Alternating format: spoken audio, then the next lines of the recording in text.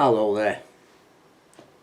For many years now, I've voted either Tory or Labour, depending on what I heard at the time. And looking back, I'm even embarrassed to say I voted for Margaret Thatcher, the first woman Prime Minister. I took her for a word. And that ended up with Labour getting in,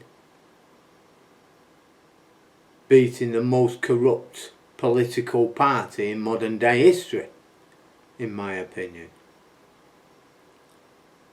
And then in 2010, for the first time ever, I voted Liberal Democrat, and the leader was Nick Clegg. And one of the main reasons I voted for the Liberal Democrats is because I had kids at university and he was going to scrap tuition fees. I thought, yes, that will do. I'm voting Liberal Democrat. Well, anyway, the Tories got in and formed a coalition party with the Lib Dems, and Nick Clegg was Deputy Prime Minister.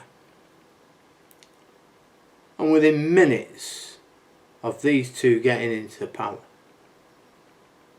they didn't ban the tuition fees. They were tripled. That's right, tripled. I thought to myself, you've been had over once again. Once again, you've been had over. Now, I have no faith in the political parties. And there's thousands, millions of other people just like me, had enough. And there's also an advocation to not vote, spoil the paper, and so on and so forth. Now, if when it's time to vote, we, the disillusioned, we know what it's about type of people, can go along and vote. Well, go to the polling station. And we can spoil our papers. And just intentionally spoil the ballot paper.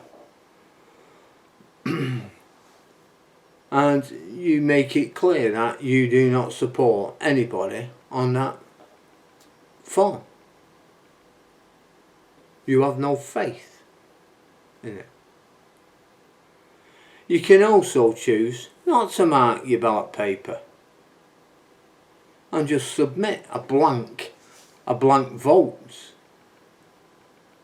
Because at the end of the day, they're counted, and when they're counted, the spoilt ones go to one side. Well, you can't imagine a candidate winning with, say, 1,000 votes, but there's 50,000 spoilt papers in a big pile like that. Well, to be frank with you, I don't think he'd give a toss. In fact, that's exactly what they want you to do. But you can consider an independent. Some candidate that's just an independent may not be affiliated with any major political party. And to be honest with you, an independent candidate can offer an alternative viewpoint and offer policies that might align better with your beliefs and views. These protest parties Some parties or candidates may represent specific issues or platforms that align to your views better than a major party's. So it's worth having a look to see what's knocking about in your area. You can also engage in local politics. While national politics might not represent your views, local elections can be an opportunity to vote for candidates who have a direct impact on your community. You can also advocate for electoral reform and get involved in some sort of advocacy. This might include pushing for changes in the voting system, such as proportional representation. You can join political movements and organisations. Maybe consider getting involved in political movements and organisations that align more to your views and beliefs. You can also encourage alternative candidates.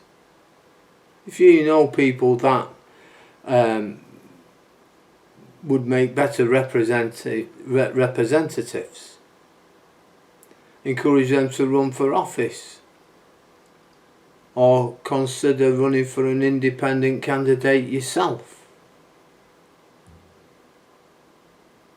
But also we must educate ourselves and try to educate others by engaging in political education and encourage others to do the same. A more informed electorate can lead to better political choices and potentially more diverse candidates in the future. We must remember that democracy relies on participation.